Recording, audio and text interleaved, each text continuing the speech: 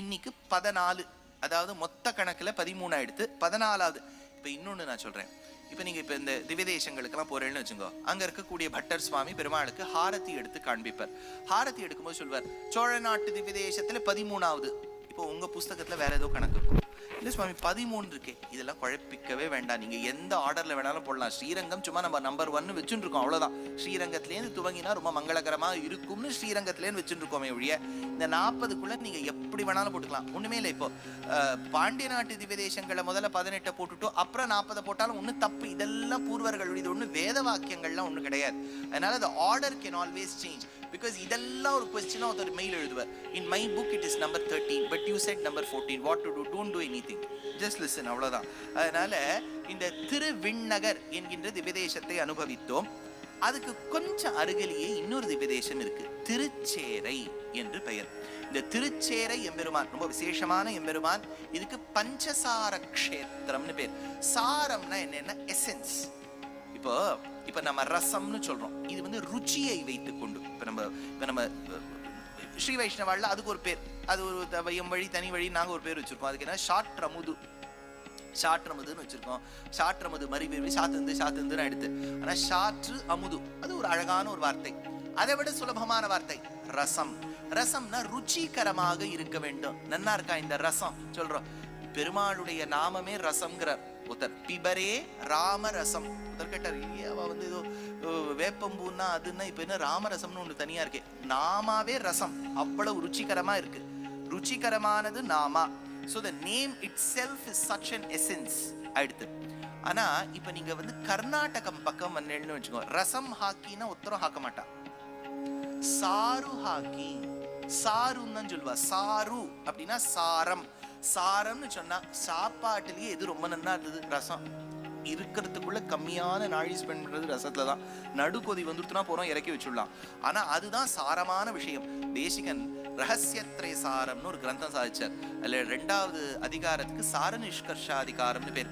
அசாரம் அல்பசாரம் ச சாரம் சாரதரம் தியஜேது, சாரதமே சாஸ்திரம். அப்ப அசாரம் அல்பசாரத்தை விளக்கிடணும், சாரம் சாரதரத்தை விளக்கிடணும். ரொம்ப முக்கியமானது சாரதமம். நேற்றைய தினம் கிட்டத்தட்ட ஒரு 7-10க்கு இந்த வார்த்தை சொன்னேன். தமம் தமம்னு ஒரு வார்த்தை சொன்னேன், ஞாபகம் இருக்கோ? தமம்னா பெஸ்ட்னு அர்த்தம். அப்ப ஞாபகம் இருக்கா? புருஷோத்தமன்னு சொல்லும் போது அந்த தம வார்த்தைக்கு அர்த்தம் சொன்ன இல்லையா? தமனா பெஸ்ட். சாரதமம், சாரத்திலேயே பெஸ்ட் எது? இந்த சாரநாதன் எம்பெருமான். இந்த சாரநாதன் எம்பெருமானுடைய பேர் சாரநாதன். தாயாருக்கும் சாரநாயகி, ஹஸ்பண்டுக்கும் ஒய்ஃபுக்கும் ஒரே மாதிரி பேர் இருந்தா குழம்பி போடாதா? இந்த கேள்வியை நம்ம ரமணி வர்சஸ் ரமணிஸை கேட்டோமோ? கேட்கவே இல்லை. அப்ப கேட்கவே இல்லை, இப்பவும் கேட்கக்கூடாது. சாரநாதன் சாரநாயகி, சாரக்ஷேத்திரம், சார விமானம், சார புஷ்கரிணி, 5 சாரம் இருக்கா. அதனால பஞ்சசார க்ஷேத்திரம் அப்படின்னு பேர். அடுத்தது இந்த பெருமாள் எப்படி இங்க வந்தார் அப்படிங்கிற சரித்திரத்தை ஸ்தல புராணத்துல சொல்றா. என்னன்னா, பிரம்மாவுக்கு அவ்வப்போது சிருஷ்டி கிரமம் ஏற்படும். சிருஷ்டியிலேயே 2 விதமான சிருஷ்டி இருக்கு. இதுல ஒரு 2 நிமிஷம் நான் கான்சென்ட்ரேட் பண்ணிட்டு வரேன். சமஷ்டின்னு ஒண்ணு, வியஷ்டின்னு ஒண்ணு.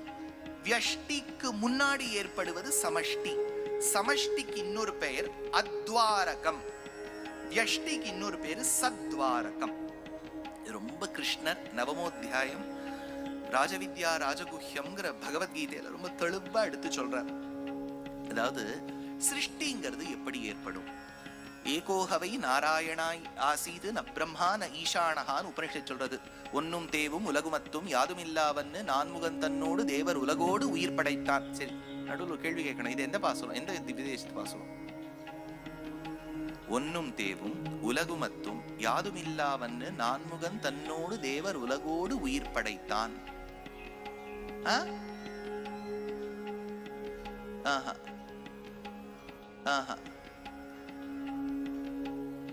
யார் சொன்னா? குன்றம் போல், இப்ப பதில் சொல்லிட வந்துடும் பாருங்க. குன்றம் போல் மணிமாட நீடு திருக்குருகூர் அதனுள் நின்ன வாதிப்பிரான் நிற்க மற்றை தெய்வம் நாடுகிறே. திருக்குருகூர் ஆழ்வார் திருநகரிக்கு இந்த பெயர் உண்டு. இதுக்குன்னா பகவான் படைக்க போறார். படைக்கும் போது என்ன ஆகும்? அவர் வந்து மகாலட்சுமியை கேட்பார், படைக்கலாமா அப்படின்னு. அவ பதிலே சொல்ல மாட்டாளாம். ததிங்கித பராதீனா, கண்ணால காமிப்போம். இப்ப போர் அடிச்சுடுத்துன்னு மகாலட்சுமிக்கு அப்படிதான் சாஸ்திரம் சொல்றது. இப்ப மகாலட்சுமிக்கு போர் அடிச்சுடுத்து, ரொம்ப சிருஷ்டி பண்ணி போர். நஹி அப்படின்றோம், அவ்வளவுதான், சிருஷ்டி நிறுத்திடுவார். இப்ப ரொம்ப கண்ணை படர்ந்து வச்சா சிருஷ்டி ஆரம்பிச்சிருவார். அப்படின்னா அவருடைய பெஞ்ச் மார்க்கே மகாலட்சுமியின் கண் அசைவுத்தான். அப்ப படைக்க ஆரம்பிப்பார். அப்ப பகவான் கிட்ட மூல பிரகிருத்தின்னு ஒண்ணு இருக்கும். மூல பிரகிருத்திலேருந்து மகத்து, மகத்திலேருந்து அகங்காரம். இப்ப நான் சொல்ற கிரமத்தெல்லாம் ஞாபகம் வச்சுங்கோ. சிருஷ்டி கிரமத்தை சொல்லிட்டு இருக்கேன். மூல பிரகிருதி, மூல பிரகிருத்தியிலிருந்து மகத்து, மகத்திலேருந்து அகங்காரம். அகங்காரம் மூன்றாக பிரியும். சத்வ, ரஜோ, தமோ. சாத்வீக அகங்காரம், ராஜச அகங்காரம், தாமச அகங்காரம். அதுல இருந்து என்ன வரும்? பஞ்சபூதம். ஆகாஷாத் வாயு, வாயோர் அக்னிஹி, அக்னேர் ஆபஹ, அத்ய பிருத்திவி. இந்த ஐம்பூதங்களிலிருந்து 5 தன்மாத்திரைகள் வரும். Unique characteristics.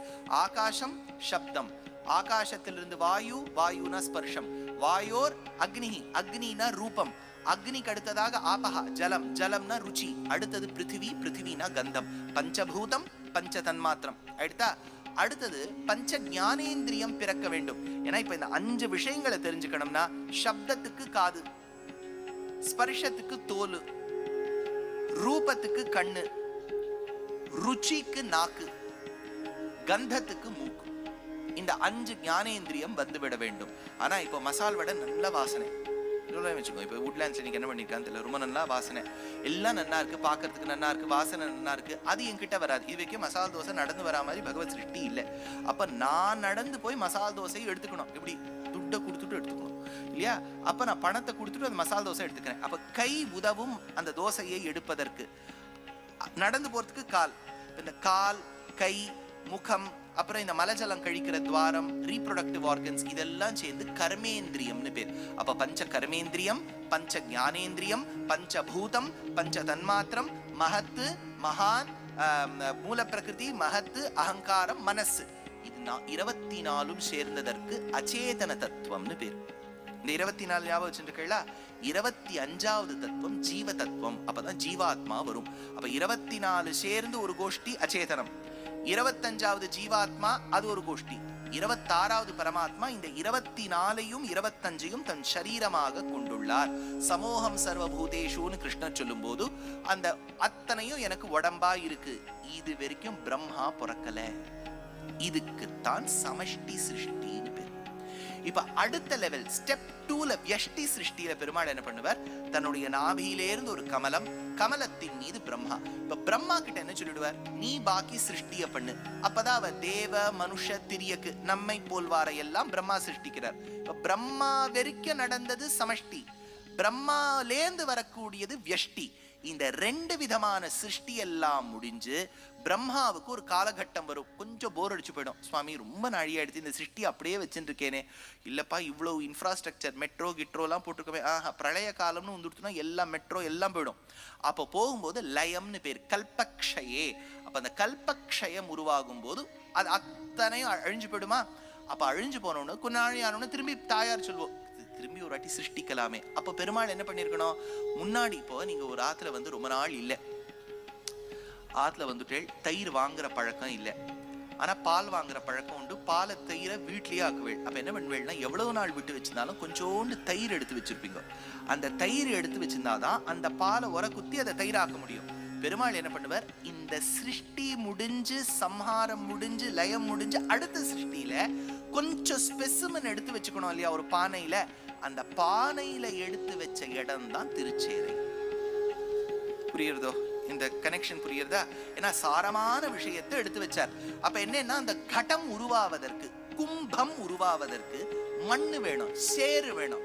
அந்த சேரை எடுத்து ஒரு அழகான பானை பண்ணார் பிரம்மா. இதை எல்லாத்தையும் ஸ்டோர் பண்ணி வச்சிருக்கார். இப்ப அந்த பானை உருண்டு உருண்டு விழும்போது அந்த குடம், அந்த கடமானது ஒரு இடத்துல திறந்தது. குடம் திறந்த இடம் தான் குடவாசல் அப்படின்னு பேரு. இன்னைக்கு நீங்க கும்பகோணத்துக்கிட்ட போனேன்னா குடவாசல், குடவாசல்னு சொல்றோம். நடு பாகம் தான் திருச்சேரை. அந்த கும்பமானது உருண்டு வரும்போது ஒரு இடத்துல கோணி நொடுத்து, கோணின இடம் தான் கும்ப கோணம். புரியுறதா உங்களுக்கு? அந்த அந்த அந்த பெயர் கிரமமே. இப்ப நம்ம ஏதோ பேர்னா, இப்போ ஒண்ணுமே இல்லை, நேற்று நான் வேடிக்கை சொல்லும் போது அதை மேல் எழுதியிருக்கேன், நீங்க எதுக்கு அப்படி கோடம்பாக்கத்தை தப்பா சொன்னேன்? தப்பா இல்லை, அதுக்கு பேரே என்னன்னா கோடு அம்பு ஆக்கம். அந்த இடத்துல ஆக்கம் செய்தார்களாம் கோடை வைத்து. அதனால கோடு அம்பு ஆக்கம், கோடம் பாக்கம் அப்படின்னு அதுக்கு பேர். இப்போ ஒண்ணுமே இல்லை, ஒரு இடத்துக்கும் ஒரு பேர். இதெல்லாம் நம்ம ஹிஸ்டரியில போய் பார்த்தோம்னா எவ்வளவு இன்ட்ரெஸ்டிங்கா இருக்கும் தெரியுமா? சரி, இப்ப விஷயத்துக்கு வந்து என்ன நிறைய திவ்யதேசம் இருக்கு. இப்ப திருச்சேரை எம்பெருமான் பஞ்சசார கஷேத்திரம், அந்த கட்டத்திலிருந்து தான் பெருமாள் உருவாக்கினார் ஆச்சு. இன்னொன்னு என்னன்னா, இந்த காவேரி நதி பிரவகிக்கிறது இல்லையா, the river Kaveri, every river is supposedly having one அபிமானினி தேவதா. ஒரு ரிவருக்கும் ஒரு அபிமானினி தேவதை, ஒரு நதிக்கு ஒரு அபிமானினி தேவதை இருப்போம். இப்ப காவேரிக்கு காவேரி தாய், கங்கைக்கு கங்கை தாய். இப்ப அத்தானா நதிகளுடைய அபிமானினி தேவதைகளும் விந்திய பர்வதத்துல போய் நின்னாலாம். அவ ஏதோ ரிவர் கான்ஃபரன்ஸோ ஏதோ அங்க நடக்கும்போது விஸ்வாவசுன்னு ஒரு ராஜா வந்திருக்கார். எப்பவுமே கோஷ்டிக்கு அபிவந்தனம் சொல்லக்கூடாது. இப்ப அபிவாதைன்னு ஒரு பழக்கம் இருக்கு இல்லையா, 4 மாமா ஒன்னா நின்றுட்டு இருக்கார், ஒருத்தர் காலையும் விழுந்து விழுந்து சேவிச்சு அபிவாதையை சொன்னா நாழி ஆயிடும். கோஷ்டியா எல்லா மாமா ஒன்னா நில்லுங்கோன்னு அபிவாதையை சொல்லக்கூடாது, தனித்தனியா சொல்லணும். இந்த விஸ்வாவசு ஒருத்தருக்கும் நமஸ்காரம் சொல்லியிருக்கலாம் இல்லையா, அப்ப அவர் என்ன பண்ணிட்டார், நமஸ்காரம்னு பொதுவா சொல்லிட்டார். இப்ப இந்த நதிகள்லாம் ஒருத்தருக்கு பேசிண்டா, அந்த நமஸ்காரம் யார் ஏற்றுக்கொள்வதை இப்ப நம்ம 7-8 பேர் நின்று இருக்கோம். அவளை எல்லாரும் கிட்டத்தட்ட ஒருமித்த கருத்தோட சொல்லிட்டா, கங்கைக்குத்தான் அந்த நமஸ்காரம் போய் சேரும். ரொம்ப சீனியர் சிட்டிசன் அவ தான், அவளுக்கு தான் நமஸ்காரம் போய் சேரும். காவேரிக்கு கோவம் வந்துடுத்து. நம்ம தமிழர்கள்லாம் அதுக்கு ஒரு பெருமை இருக்காதா, அதுல கோச்சுன்னு வந்துட்டா காவேரி. எப்படி கங்கைக்கு நமஸ்காரம் சொல்லலாம் எனக்கு சொல்லாமல், அதாவது எனக்கு எப்படி சொல்லாமல் கங்கைக்கு சொல்லலாம்னு காவேரிக்கு கோபம் வர திருச்சேரையில் தவம் இருந்தாள். பெருமாளை நோக்கி தவம் இருந்து கங்கைக்கு இருக்கக்கூடிய பெருமை எனக்கு வர வேணும்னு நினைச்சா. அப்ப பெருமாள் சொன்னார், அங்க பிரத்யட்சமாய் சொன்னார், உனக்கும் அந்த பெருமை வரும். கங்கை என் பாதத்திலிருந்து கங்கை தோன்றினாள் ஒரு முறை, பலமுறை காவேரி நீ என் திருவடியை வருடிக்கொண்டே செல்வாய். எங்கேன்னு கேட்டா, ஸ்ரீரங்கத்தில் வருடிக்கொண்டே செல்வாய். கங்கையில் புனிதமாய காவேரி நடுவுபாட்டு பராசர பட்டர் எடுத்தார். துக்தாபிர் ஜனகோ ஜனன்யஹமியம் ஸ்ரீரேவ புத்ரீவரஹ ஸ்ரீரங்கேஸ்வரமே ததர்ஹமிஹ கிம் குர்வாமி தீவா குலா சஞ்சச்சாமர சந்திர சந்தன மகா மாணிக்ய முக்தோத்கரான் காவேரி லஹரி கரைர் விதததி தேவசஹைவ ஸ்ரீயா. அப்படின்னா பெருமாளுடைய பாதங்களை வருடுகின்றாள் காவேரி. அந்த காவேரிக்கு பலனும் அந்த வரனும் கிடைச்ச இடம் திருச்சேரை. அதனால இங்க திருச்சேரைக்கு போனேன்னா பெருமாள் திருவடி வாரத்தில் இருக்கக்கூடியவள் காவேரி. இன்னொன்னு, இப்ப மார்க்கண்டேய மகர்ஷி திருக்கடையூர்ல இருந்தார், மிருகண்டோட பிள்ளை என்றும் 16 சிவபெருமான் கிட்ட மோட்சம் கேட்டார். அவர் பெருமாள் கிட்ட போனார். அவர் துளசீவனமான திருவிண்ணகருக்கு வந்தார். பூமாங்கிற பொண்ணை வளர்த்தெடுத்தார். பெருமாளுக்கு கல்யாணம் பண்ணி கொடுத்தார். திரும்பி அப்ஜெக்ட் வந்துருத்து, கல்யாணம் பண்ணி கொடுத்தாச்சு, இப்ப மோட்சம் கிடைக்கணுமே. மோட்சத்துக்காக பிரார்த்தித்த இடம் திருச்சேரை. அப்ப திருச்சேரை கர்ப்பகிரகத்துல ஒரு பக்கம் காவேரி, ஒரு பக்கம் மார்க்கண்டேயர். திருவிண்ணகர் உப்பிலியப்பன் கோவில்ல ஒரு பக்கம் பூமாதேவி, இன்னொரு பக்கம் மார்க்கண்டேயர். மார்க்கண்டேயர் மாறல, ஆனா இங்க பூமா இருந்தா இங்க காவேரி. இது புரிஞ்சுட்டா? அடுத்த லெவலுக்கு வரேன். இப்ப நீங்க இப்ப கோவிலுக்குள்ள போறேன். பெருமாளை சேவிக்கிறதுக்கு முன்னாடி ரைட் ஹேண்ட் சைட்ல ஒரு சின்ன சன்னதி இருக்கும். அங்க போய் இந்த பட்டர் சுவாமி கிட்ட ரொம்ப சாஃப்டா கேளுங்க. அதாவது எந்த கோவிலுக்குமே போனா பெருமாளே அர்ச்சக பராதீனஹான்னு பட்டர் எடுத்தார். கலியுகத்துல அர்ச்சகர் சொல்ல கேட்டுதான் பெருமாளே நடக்கணுமா. அவர் மட்டும் கோவத்துல கொஞ்சம் இறுக்கி கட்டிட்டான்னு வச்சுக்கோ, தழும்போட வருவார் பெருமாள். அதனால அர்ச்சகர் கிட்ட எப்பவுமே நம்ம கோச்சிக்கவே கூடாது. உங்க காரியம் நடக்கணும்னா முதல்ல அவர்கிட்ட போய் ரொம்ப மரியாதையா கேளுங்க. இங்க என் பேரு எடுக்கவே எடுக்காதீங்க. எங்கயோ யாரோ உபன்யாசத்துல கேட்டேன், அதாவது இந்த கோவில்ல ஜட்டாமுடியோட ராமர் இருக்காராமே. அதாவது இந்த கோவில்ல ஜட்டாமுடியோட ராமர் இருக்காராமே. அவர்கிட்ட ரொம்ப வினவி கேட்டேன்னா அவர் என்ன பண்ணார், ரைட் ஹேண்ட் சைட்ல நீங்க போகும்போது ரைட் ஹேண்ட் சைட்ல ஒரு சின்ன சன்னதியை திறந்து கொடுப்பார். அங்க ஒரு கண்ணாடி இருக்கும். அழகான ராமரை சேவிப்பேள். ராமர் ஸ்ருங்கிபேரபுரத்திலிருந்து புறப்படும் போது நெக்ரோதாக்ஷீரம், அந்த மரத்தின் பாலை வைத்துக் கொண்டு தன் சடையை கட்டி கொண்டார். ஏன்னா 14 வருஷத்துக்கு ராமர் கைட்டவே இல்லை. மன்மோகன் சிங் மாதிரி அந்த ஜடை வரவே இல்லை. அதே மாதிரி அந்த ஜடை இருக்கு. அந்த ஜட்டாமுடியோடு இருக்கக்கூடிய ராமரை திருச்சேரையில போய் நீங்க சேவிக்கலாம். ரொம்ப அழகான ஒரு திவ்யமங்கல விக்கிரம் சேவிச்சுட்டு வாங்க. இப்ப இந்த திருச்சேரைக்கு இன்னொரு பெருமை இருக்கு. என்னன்னா, நீங்க வைகுண்ட ஏகாதசி நன்னாள் போகணும்னா நான் போகணும்னு சொல்ல, if you can't, it's okay. But if you plan to go to that temple, try on a Vaikuntha Ekadashi. ஏன்னா மார்க்கண்டேயர் மோட்சத்துக்காக பிரார்த்தனை பண்ணார் இல்லையா, மோட்சத்துக்கு போகக்கூடிய வழி சாஸ்திரம் ஒன்னு சொல்றது. அதுக்கு அர்ச்சிராதி மார்க்கம்னு பேர், இன்னொன்னு தூமாதி மார்க்கம். the path, the northern pathன்னு அர்த்தம். இந்த கோவில்ல தனியா பரமபத வாசல் கிடையாது. ஏன்னா வாசல்லேந்து பெருமாள் கர்ப்பகிரகத்துக்கு ஏழும்போது வைகுண்ட ஏகாதசி ஒரு லெவலா கடந்து போவார். என்ன லெவல் சுவாமி? ஜீவாத்மா வைகுண்டம் போகும்போது எந்த வழியில போகுமோ அது எந்த வழியில போகும்? விஹாயசகதிஹி ஜோதிஹி சுருச்சிஹி ஹுதபுக் விபுஹு ரவிஹி விரோச்சனஹ சூரியஹ சவிதா ரவிலோச்சனஹ அனந்தோ ஹுதபுக் போக்தா. எங்கே இது வரும்? அப்பா, இந்த சஹஸ்ரநாமத்துல இந்த 11 நாமாக்கள் இருக்கு இல்லையா, இதுக்கு அர்ச்சிராதி மார்க்கம்னு பேரு. These 11 namas describe vividly the path, the sojourn taken by the Jivatma to Vaikuntham. அதே ரீதியில பெருமாள் உள்ள ஏழி போவர். ரொம்ப அழகா இருக்கும். ஒரு லெவல்லையும் அந்த பட்டர் சொல்வார், இப்ப நம்ம உத்தராயண காலத்தை கடக்கிறோம், சுக்லபக்ஷத்தை கடக்கிறோம், இந்திரலோகத்தை கடக்கிறோம் அப்படின்னு சொல்லிட்டு உள்ள பெருமாளை ஏழை பண்ணி போவார். இந்த கோவில்ல மட்டும்தான் வைகுண்ட ஏகாதசி பரமபத வாசல் வழியா நடக்காது. ரொம்ப சத்தியான க்ஷேத்திரம். எனக்கு கற்றுக் கொடுத்த 5 ஆச்சாரிய வரியர்களில் ஒரு ஆச்சாரியனுக்கு பேரே சாரநாதன் என்று பெயர். அதனால இந்த பெருமாள், அதனால இன்னொரு விஷயம் பாருங்க, இந்த விதேசமே நகர மாட்டேங்கிறது. இன்னும் ஒண்ணுத்திலே இருக்கேன். இந்த திருச்சேரை எம்பெருமானை பத்தி ஆழ்வார் ஒரு பாசுரம் எடுத்துக்க, ரொம்ப அழகான பாசுரம். தன்ஷோர வெம்குருதி வந்து இழிய வெம் தழல் போல் கூந்தலாளை மண்சேர முலை உண்ட மாமதலாய் வானவர்த்தம் கோவே என்று விண்சேரும் இளம் திங்கள் அகடு உறிஞ்சி மணிமாட மல்கு செல்வ தன்சேர எம்பெருமான் தாழ் தொழுவார் காண்மின் என் தலைமேலாரே. என்ன அழகா எடுக்கிறார். அதாவது திருமங்கை ஆழ்வார் சாதிக்கிறார், இந்த பெருமாளை சேவிக்கிறதுக்கு யாரெல்லாம் திருச்சேரைக்கு வராளோ அவளுடைய திருவடி எல்லாம் என் தலைமையிலேன்னு விட்டார். இப்ப நம்ம அந்த கோவிலுக்கு போனோம்னா திருமங்கை ஆழ்வார் சொல்ற, உங்க திருவடி எல்லாம் என் தலைமையில. அதனால பெரியவாள்லாம் அந்த காலத்துல போகும்போது திருச்சேரைக்கு காலை மடிச்சுண்டு தான் போவா, முழங்காலால தான் போவா. ஏன்னா நம்ம கால் திருமங்கை ஆழ்வார் மீது படலாமோ அப்படின்னா, திருமங்கை ஆழ்வார் இந்த திருச்சேரைங்கிற திவ்யதேசத்தை அவ்வளவு வசதியா கொண்டாடி இருக்கார். அதனால 14வது திவ்யதேசம் திருச்சேரை சாரநாதன் சாரநாயகி பஞ்சசார க்ஷேத்திரம்.